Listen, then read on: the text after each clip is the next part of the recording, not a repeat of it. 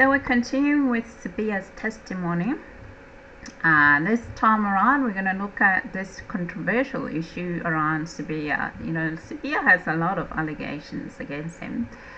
So one of those allegations is to do with when Sibiya was appointed at the City of Johannesburg by then DA Mayor, and that was Herman Mashaba. Herman Mashaba was the leader of Action SA. At that time, he was actually a mayor of Johannesburg under the DA. Alright, so we have Sibiya as a result of DA. So people are saying Herman Mashaba, is a fault, yada yada, but it's not Herman, because it's a DA. This man worked even Ekurhuleni. Alright, it's a project of theirs. It's not an issue of Herman Mashaba. We know that leaders in these political parties in South Africa, they don't have their own choices that they make. They make choice based on their politics of the party. So that's why you need to vote according to the policy of the party rather than the person. It's not about that. We don't vote for in South Africa, we don't vote for our leaders. We vote for political parties. Political parties elect their own leaders. So yes, now the grabber issue, the issue around grabber, what is the grabber? The grabber is actually refers to a cell phone. It's a cell phone interception device. It's often called an IMSI catcher. People would say IMSI catcher or would say grabber. That's the same thing. The technical function of the grabber is that it mimics a legitimate cell phone tower, right? So it forces nearby mobile phones to connect to it, right?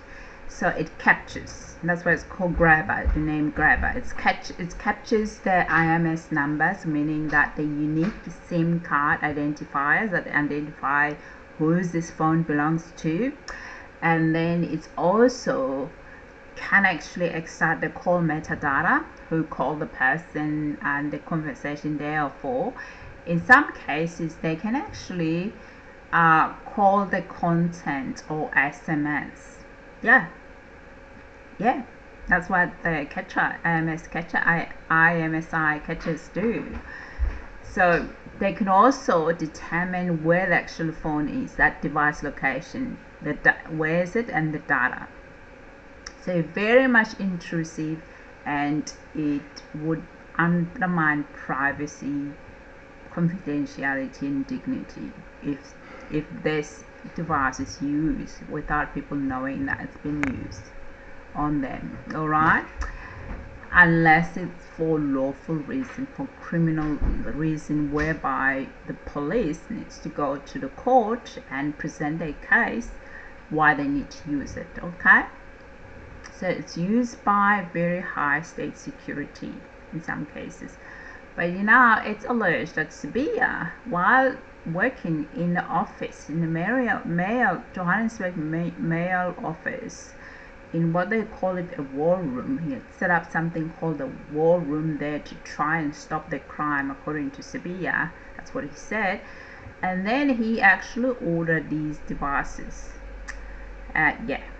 Procurement issue, because in government, in any institution, companies, procurement of any equipment has to be looked at that it's in line with the government, with the the company policy, and it meets all the standards of that organization. This one is the government, mayoral, municipality, Johannesburg. So in South Africa, we know the use of such equipment is tightly regulated under RICA, Regulation of Interception of Communication, because it's grab the cellular devices, it's interception of that call a person may receive, and actually it could actually, if the grab has been used on someone's phone, the conversation they have with whoever, it will be listened to by a tower. It will be captured or transcribed. So that is actually regulated by RICA. RICA is the regulation of interception of communication and provision of communication related information act. If Sibiya was asked why he brought a grabber, the concern really for me and for many South Africans that whether the interception was authorized. As I said, there are due process for it, all right? Whether due process was followed, whether the device was used legally meaning judiciary, they had approached the judge, presented the case, the judge gave them a green light to use it. So very strict usage. So the issue that I have is that this is not a law enforcement. Remember, Sibiya at the time was not working in the police force, was in the City of Johannesburg, a room called War Room. So if a municipality facility was used, possibly reasons would include a neutral operation base or discretions away from the sub-headquarters, which would be illegal, access to municipality infrastructures, like a power networks or jurisdiction operation. However, then this would then raise some very serious questions. That was the municipality formally involved in this? Did they know about this? Who authorized the use of this device in a municipality where people would go often frequent? Was it logged as an official operation? So he failed to actually explain the reason why they brought this grabber, this ISMI catcher, why they bought an IMSI catcher for this municipality. What was the reason for it? He could not explain. He struggled to explain. Explain that it extracts some data and yada yada. Now let's listen to him struggle to really explain why municipality brought this device. Now, the City of Joburg is political parties. If other political parties attack the mayor for being a mayor in a political party and they use a particular approach to say he implemented this, he appointed this one illegally, this is what was happening in the City of Joburg. But safe to say that, firstly, Chair, what I want to talk about the issue of Al-Jama or the issue of the procurement of the spying equipment. It is very much important that I put it because this thing was reported to the public protector, reported to the Inspector General of Intelligence, who referred it to the SSA as it is their mandate, also investigated by the Hawks, and then also by other private companies that were investigated. SSA are the ones who's got the mandate, and they even wrote a letter that says we are the ones who will be able to tell you whether this is a spying equipment or not. They went through that. They came to the office of Hawks, public protector. They also came SSA. They went through the equipment. And they went through the war room that we built. Now, allow me, Chair, to just give you why we had to procure such. I'm a trained investigator and a well-experienced investigator in the field of investigation. Where I grew up in the investigation company, we had the Scorpions, they had what we call the Crime Information Collection Unit. We, at the DPCI, as we speak, they've got what we call the PCMC, Priority Crime Investigation Management Section, where you've got your analysts, where each and every docket that is being opened is also analyzed so that you can see whether you can connect this person, modus operandi, or... Now, in the City of Joburg, the city's got something like I don't know, I can't remember whether it's 13 entities, but also departments, but another one is 20 or another one is 13. But what is important is that there's so much crime committed in the cities, different cities. There's so much corruption. There's so much theft committed in every space. In other instances, you find that at revenue services, where people pay electricity, you find that you've got people that are touters. You find many people roaming around there. When you come to pay, they will say to you, the queue is long. Let us see how best we can assist you. Let us do this. And then we can get your account also, maybe a discount. They work with certain individuals inside. Now, you need to know if you are group forensics. To start with, I'm the one who established Group Forensics and Investigation Service. It was for that reason that I was employed as well, and say, we want to establish this crime fighting machinery, and I am the one who established it. Now, I say we are here working for the city, and we say we are a world-class city. I need to know, we've got hijacked properties in the city of Joburg. Do we know, as the city of Joburg, how many buildings are hijacked? Who are their owners? I need a system that will capture that part. Now, do we know which department in the city or entity where the city is losing more money and why? We need the entities and to see how they're losing money and what crimes are being committed in different environments. Now, we also have situations where each and every now and then you get a call that says, I suspect my office is bugged. I need someone to come and sweep this office. Now, all right, to do that, state security cannot be every day in the city of Joburg and various other municipalities.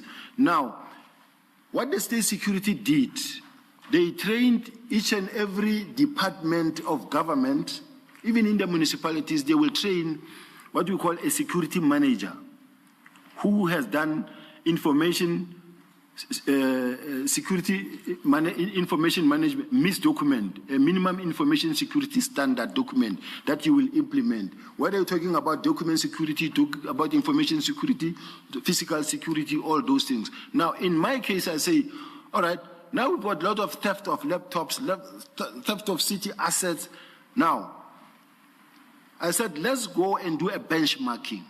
We went to the Hawks, we went to the banks, we went to Protea Coin, we went to, but we went to 5 different departments to see how best can we have a war room with screens. You've got one car that pours petrol 5 times in a day. Where does the petrol go? You've got one car General, that every second... Sorry to do this. You're giving a lot of examples to explain the picture, but I think you need to now get to the point of what you're trying to say.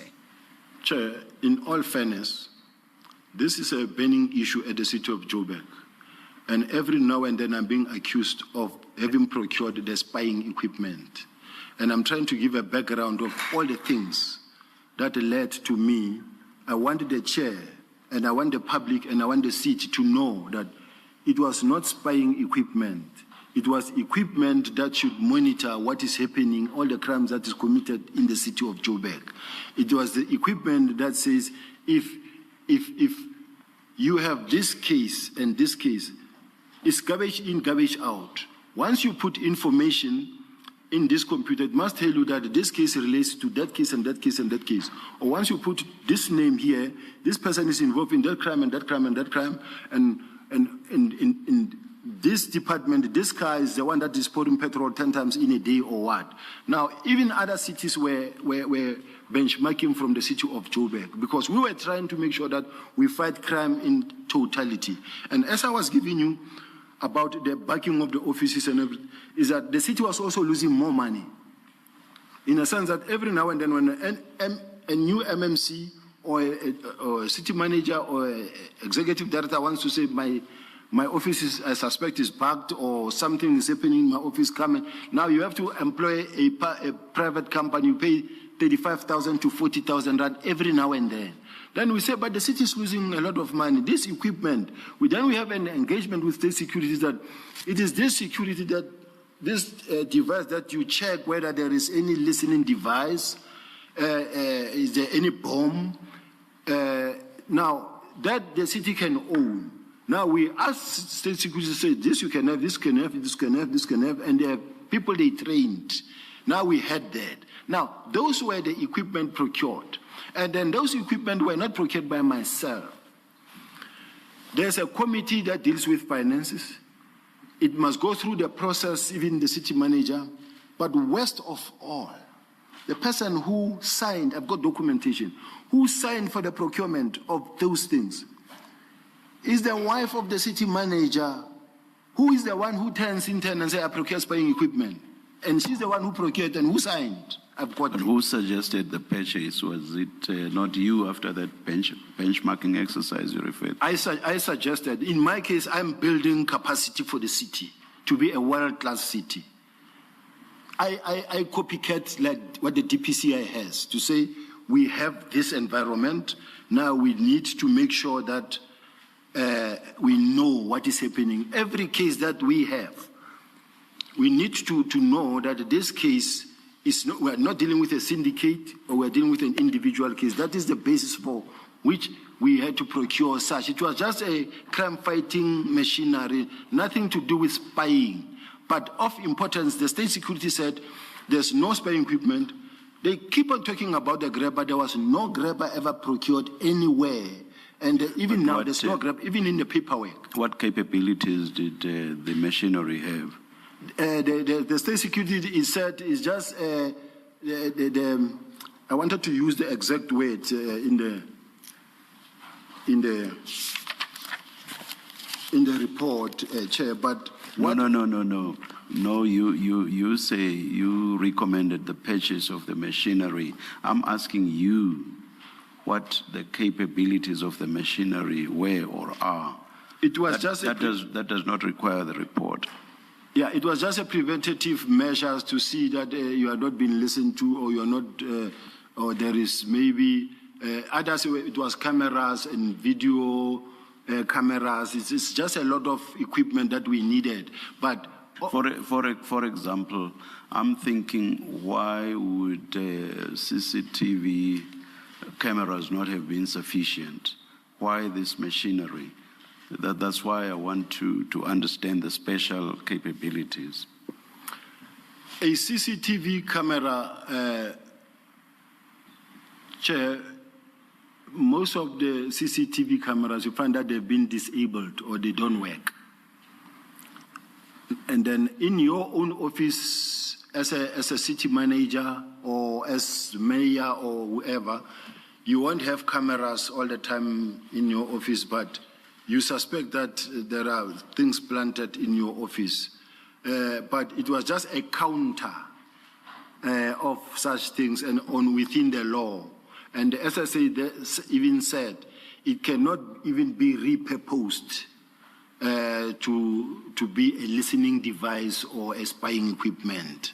So we were happy that we were cleared. Even the DPCI. Perhaps, no, before you get to being cleared, I still want to understand how it worked in order for me to understand why you are saying it was not a spying device. How exactly would it assist you in curbing crime or stopping the commission of crime?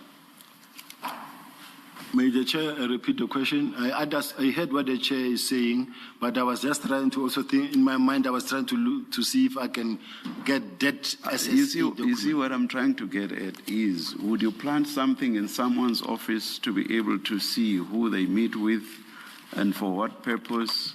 What exactly, how exactly would this machinery assist you? Because if you would plant it in people's offices, then obviously it would be a spying device. No, we're not planting anything in anybody's office. What did you do with the machinery then? That's what I'm trying to understand. How did it work? Chair, we are talking about the equipments that are within group forensics, that should the Chair says, can you please come and sweep where there's going to be a council meeting, and then they sweep the council meeting. Mostly we have to call SSA, or we could do it ourselves, because these are people who once worked at the SSA, who worked there as well, who were trained to use such equipment. So the capability was that they were all preventative measures, not spying devices. It's not something that can spy you. So the equipment, to just follow on from what the chair posed to you, you're saying the equipment that was purchased was equipment that permitted you, as the city, without outsourcing it to private companies, to do sweeps in order to check for interception devices. And that's the only type of equipment that was purchased. I don't say that's the only type. There were a lot of equipment. There was other equipment. Yes, but and those what equipment was that? You mentioned cameras, I thought. What type of cameras? I need to be assisted to get to the list, to the state security reports, because I don't want... Well, General, whilst you are being assisted, perhaps let's take the tea adjournment at this stage and resume at 11:20. Let's adjourn. Thanks, Chair. The issue that we need to actually look at is that the RICA itself. So RICA, as I said, regulates the interception of communication, the acquisition of real-time data or archived communication-related information, your metadata. All right, even if on your emails, the use of interception devices, authorization procedures via designated judge. Like I said, it's done by high state security agents higher up when they need to do it. It's not something for regular, even for policing to use. So criminal liability arises when interceptions or interception capable conduct occurs without lawful authority. The threshold questions that they would need to clarify here: does a grabber trigger RICA? If this device, which at this stage we don't know what it is, the device, because we haven't been told about the model of this device.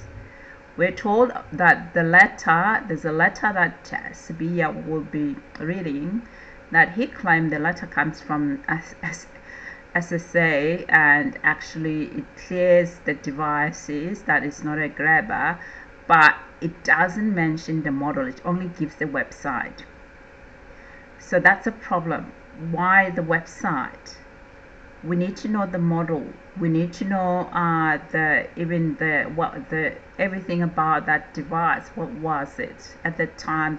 Legally, it is capable of forcing phones to connect. We know that if that device that had an IMSI catcher.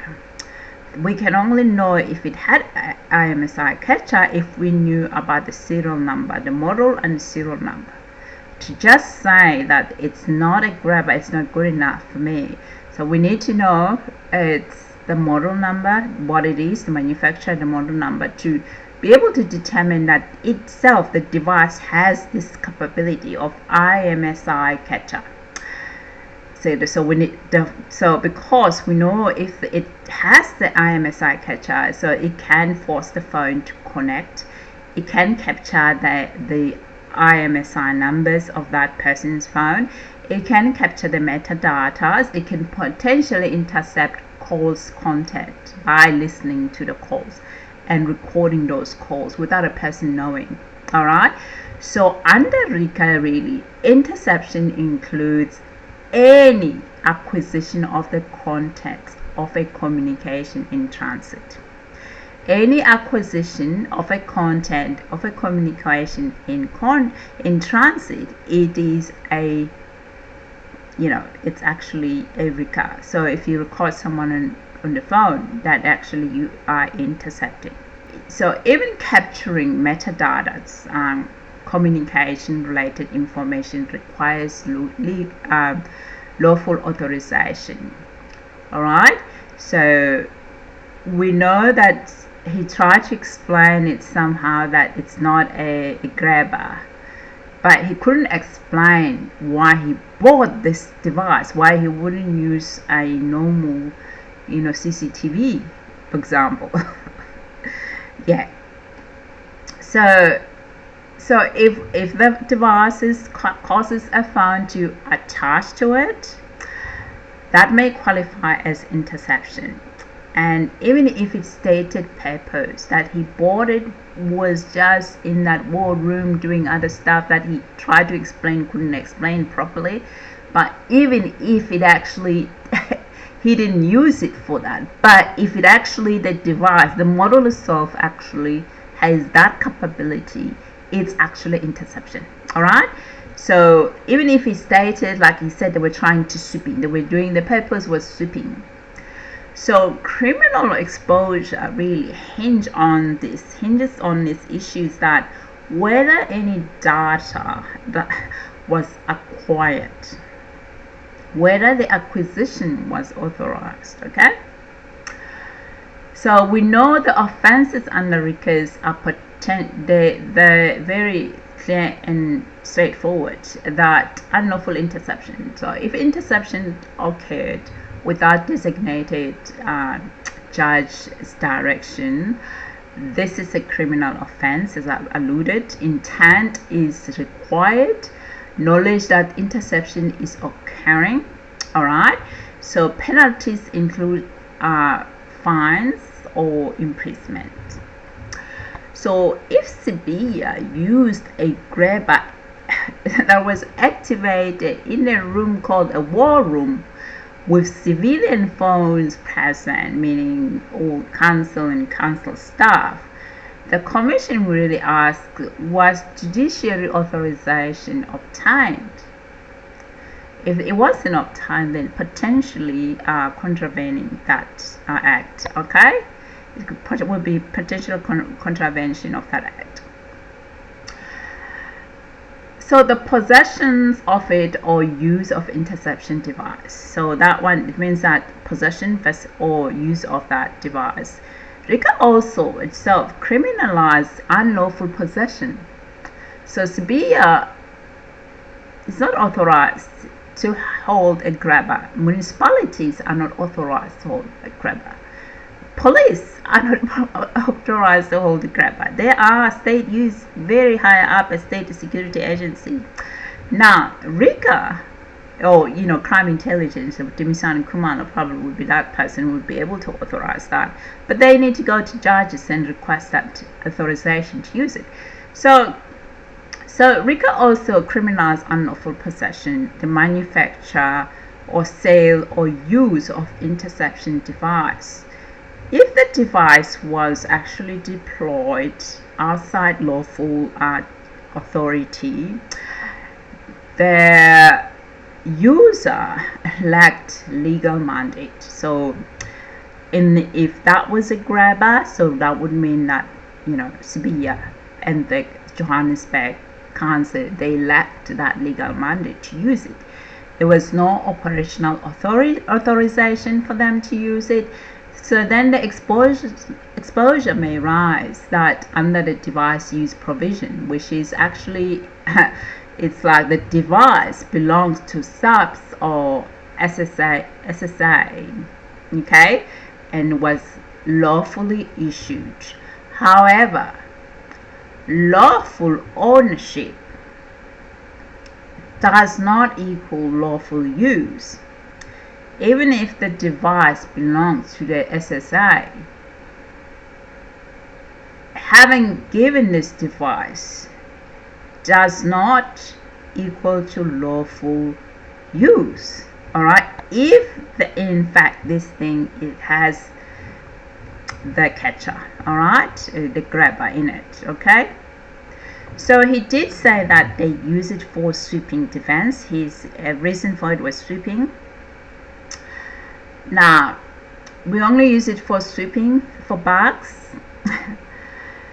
Did the device, through the use, the intended use, that was, it's like kind of like, sweeping for bugs, did actually passively detect signals?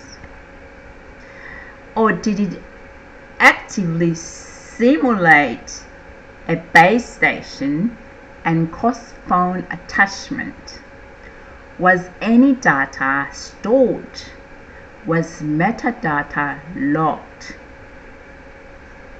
Even temporary acquisition can meet the statutory threshold, because did you know the device? The question will be very clear. Did you know? Would the commission would want to know? Did you know the device acquires communication-related data when activated? If yes, then potentially intent established.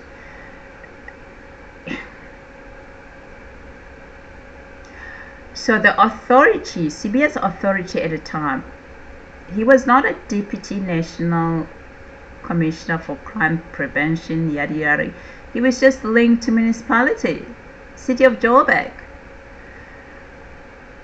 So did he have any delegated authority to use such a device at that time? Was he acting under instruction? Was there a formal tasking order? So if he really acted outside of the statutory powers, the ultra-wise nature of the conduct may strengthen a RICA case. However, if he acted under the instruction from Subcrime Intelligence or State Security Agency, SSA, liability may shift up the chain of command.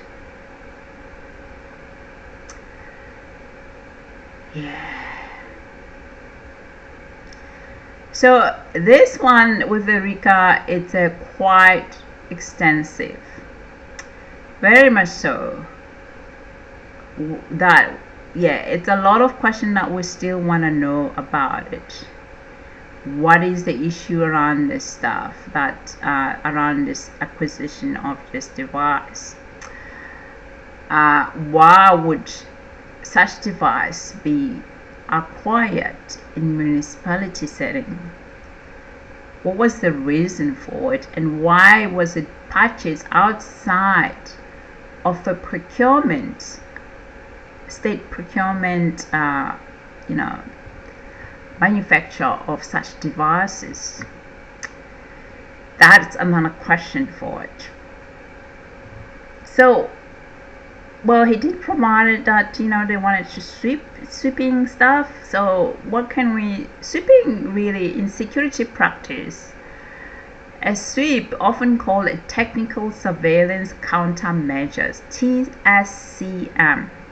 Technical Surveillance Countermeasure, TSCM. TSCM usually means really detecting hidden cameras, hidden microphones, detecting illegal transmitters, scanning for rogue Wi-Fi or RF emissions, identifying unauthorized base stations. The goal really is defensive counter surveillance, not interception. That is the sweep. Lawful sweep scenario. Okay, sweeps can be lawful if it involves passive RF spectrum analysis, using spectrum analyzer to detect unusual radio frequency emission, identify suspicious signal sources, measure signal strength.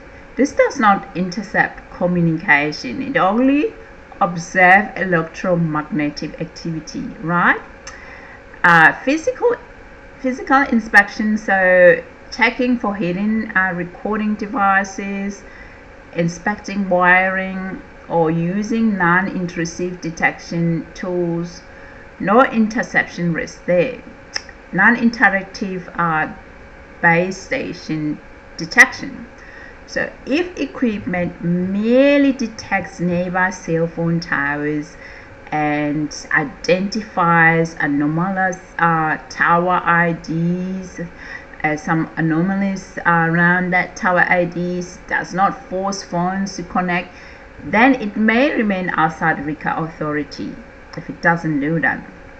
Where it becomes legally risky, a sweep becomes a problem when an IMSI catcher is activated. An IMSI catcher typically, like I said, stimulates the cell phone tower, forces phones in range to connect, and extracts IMSI phone numbers. IMSI numbers will come around. It actually may lock metadata, may intercept communication. Once phones are compelled to attach, meaning grab, you are no longer detecting, you are interacting with private devices. Under the RICA Act, even acquisition of communication related information like the metadata requires authorization. So the legal dividing line here is passive detection versus active interception. Passive detection is lawful. Active interception require judicial authorization.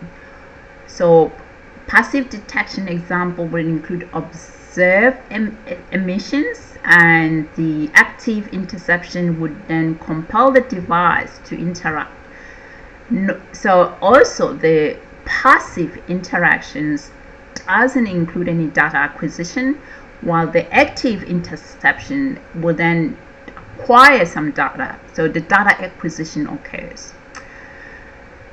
So now we then have to ask ourselves, can then an IMSI catcher be used without collecting data? Technically, yes, it's possible, but legally that will be fragile, really fragile defense. For example, the device powered on but not transmitting, device in diagnostic mode only, device configured not to log data.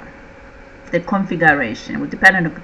However, most commercial IMSI catcher log data by default. So the report that comes from SSA, I expected to talk about this to provide us with some evidence that they have actually checked the logs, whether the logs were generated or not generated. Was storage enabled in this device? Was there device audit trails? And also were SIM identifiers captured? If the device captured identifiers, even temporarily, RICA may be engaged, then it triggered the RICA Act. Alright, so the metadata is in content misconception. So he went on and said, oh no, we didn't listen in to calls, we didn't spy on people, but RICA also regulates the content interception, meaning your emails, your whatever you do online, and communication related information, your emails, and they also are metadata. They are metadata. They're not just your phone call. So collecting IMSI numbers or location data without a judge's direction is still risky, potentially illegal. So he did say the stuff they used was the digital forensic equipment, DFE. This one also complicates issue, DFE. And I think maybe on Monday the Madlanga Commission will get to this stuff, about this stuff. And if no device were seized, no data extracted. But he did say that they were able to extract some data vaguely when you were trying to explain this thing. If no forensic cloning occurred, then DFE presence alone is not unlawful, right? If no device was seized, no data extracted, no forensic cloning occurred. So using of that for digital forensic equipment, it's not unlawful. But if phones were examined without consent, that triggers additional legal exposure under Criminal Procedural Act, RICA, if communication data involved. It did say the computer system. So computer is also would still be a problem around emails. Alright? So the core legal test here is a lawful sweep must be satisfied. The commissioner, I hope they'll get time to go into this, because Sibiya has been very strategic and dodgy as, Tsotsis always behave like this, to try and drag and not answer a question and go on with this long explanation to delay from moving. I mean, his testimony, just to read his reply, it took 2.5 days. It's only just about half of yesterday that's we're able to actually to ask, half of Friday we're able to actually to start questioning him about PKTT. They prioritize that because that's important, but they need to go around this catch-up, because catch-up has a significant constitutional exposure. This one is not a thing that is, they should not put it lightly, because it's an acquisition of information from unsuspecting people without their consent. So even though it still may not be around the mandate, but I think it's still related. This one, it's about privacy, confidentiality. The core legal test really is the lawful sweep must be testified. They must ensure that there was a lawful sweep. There was no interception of communication, no acquisition of communication related information, that no forced attachment of devices, that no data storage or analysis, there was no exceedings of lawful authority. If all 5 conditions are met, then criminal exposure under RICA is unlikely.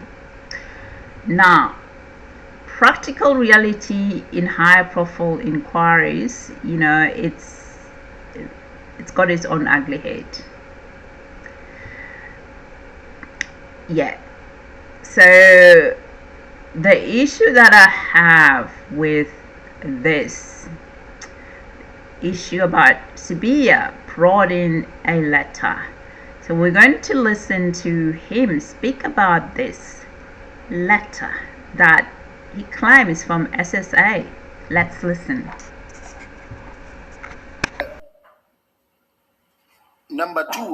Paragraph number 2 says, please be informed that the SSA did conduct an inspection, analysis, and test of the equipment that was procured by GVs in order to determine whether it is defensive or offensive. In light of the above inspection and analysis of the instrument and equipment which the GVs is in possession of as per the invoice received from suppliers, the SSA can confirm the following. The instrument in question are technical surveillance countermeasures equipment. TSCM equipment is utilized for identification of eavesdropping devices and cannot be repurposed to perform any other offensive or collection functions. It is not intelligence gathering equipment as alleged. A private company conducted training of COJ functionaries in the utilization of the equipment independently without any sanction and or involvement of the SSA. The SSA did not provide the manuals referred to in the letter. The manuals are documents that are freely available on the internet and can be accessed by any individual at the following website, and they give the website. The other equipment of interest that was found in the COJ's war room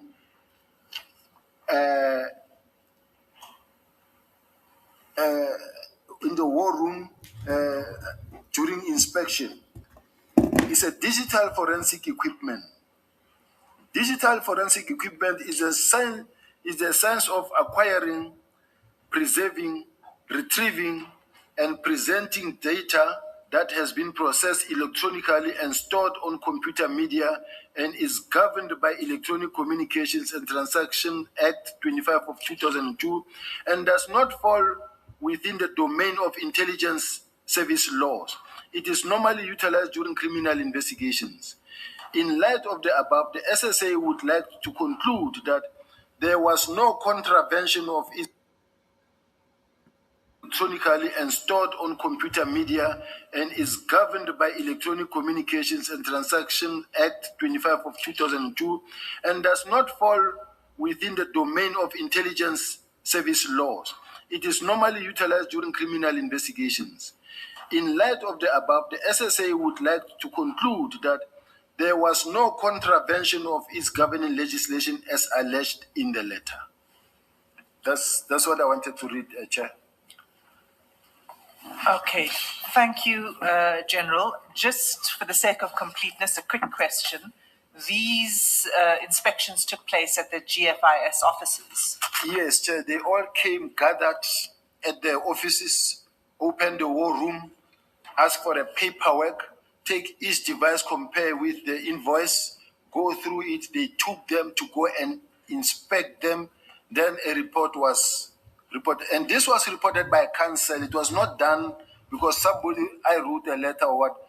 Council said, let this be investigated. And then a letter was written and then the result came. Thanks. Thank you, Chair. Thanks. So it was inspection at the offices, and would you confirm that there was no equipment anywhere else outside of the offices? Yes, including a grabber. So, when you listen to this letter, you'd say, oh no, it's clears Sibiya, but I don't think this letter clears him because the letter doesn't say anything about how the method was used to check these devices.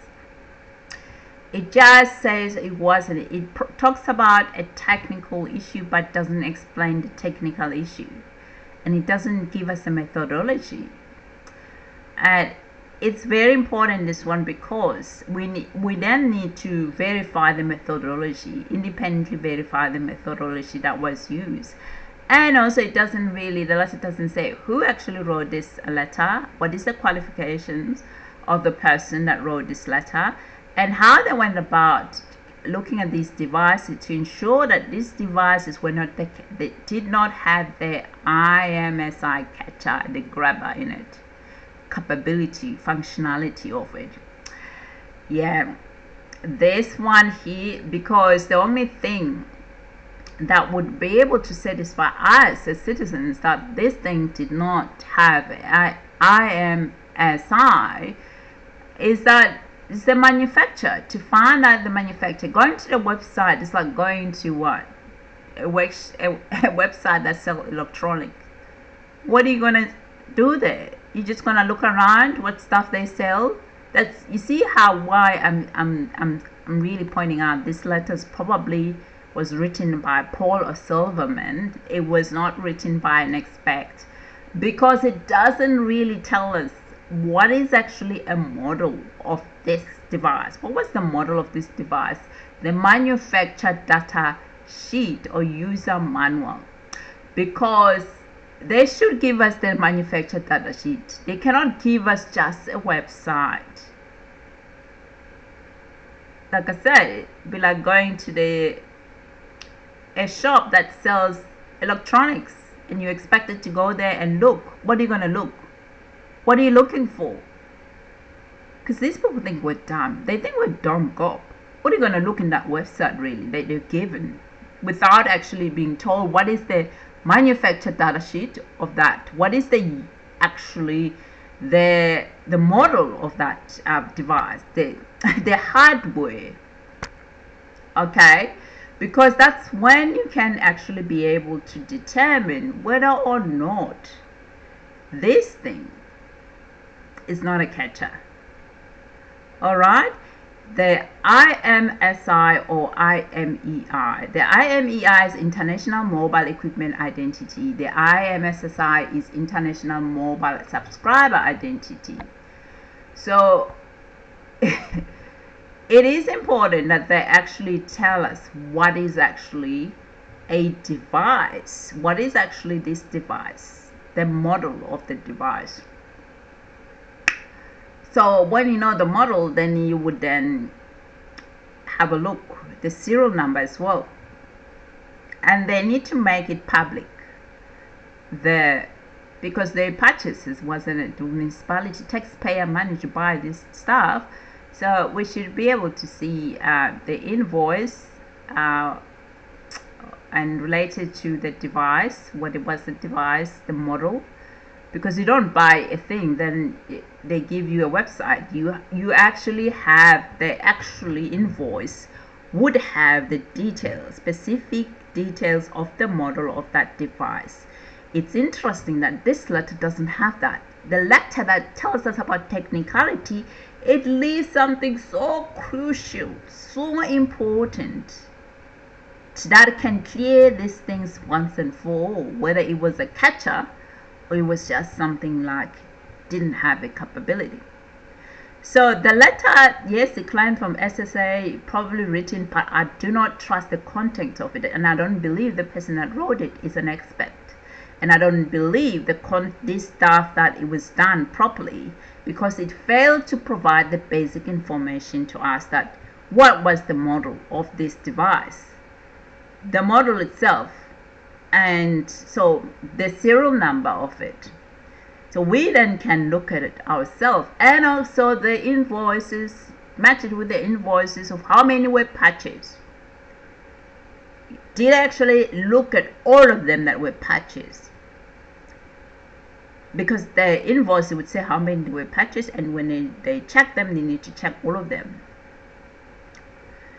So there is a gap in the story around this letter that Sibiya read at the commissioner, and I'm hoping that the commission will actually go back and actually examine it.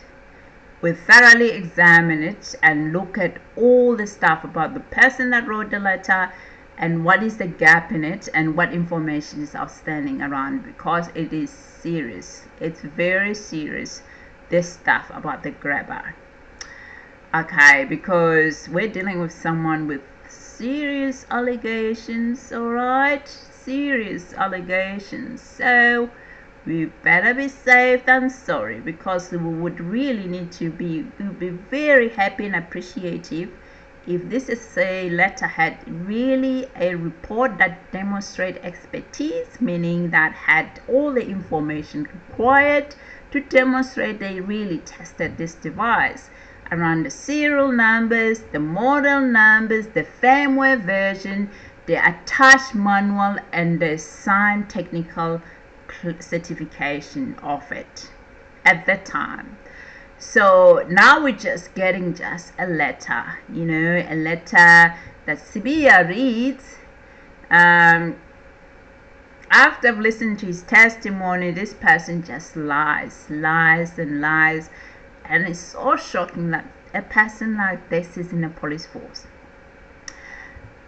We know that he is there, he was a political cadre, he's not a police officer because he failed his subs. We were told by MKP, that's why he doesn't like MKP, because MKP asked him about it, and they had found out that, you know, this person did not pass anything, was not competent to be where he is. Hence you see why he's attacking MKP. Because we knew then that, oh shit, yeah, now it makes sense that he did not pass his police competency. Competency looks at certain specific skill sets the person needs to have in order to be able to qualify and to be where they are. if you don't pass, you don't meet those competency. Competency doesn't look at pass or fail. It say match, did not meet the competency, or did not meet, because the professional. So he did not meet, did not meet competency. So that is clear now when you listen to his testimony, that we're dealing with someone who should not be in a police force, in my view, personal view. Should not be there, Nah. Not at all, but here we are. Here we are, Mzansi. We are in shithole. Tell you this stuff. It's a problem. Anyway, so this is what my analysis I would say about this issue around the grabber. It's quite important. It's really the evidentiary hierarchy for this. It should be a forensic technical report that demonstrates methodologies. So this one doesn't have. It's just a letter that I could write it. You would write it too. We call it agree. You would write something like this. It's not an expect letter. So that is something that I sort of was like, okay, that's a bit odd. That the conclusion, the claim about it, that the claim is very technical. That it doesn't really, capture people's information, but it doesn't give us how. It doesn't distinguish whether this thing is actually capable of doing this, but it wasn't configured. If it configured correctly, it would be able to do it, because that is a very important legal distinction. Alright, thank you guys for listening. If you're new here, please consider subscribing. Until next time, see you guys.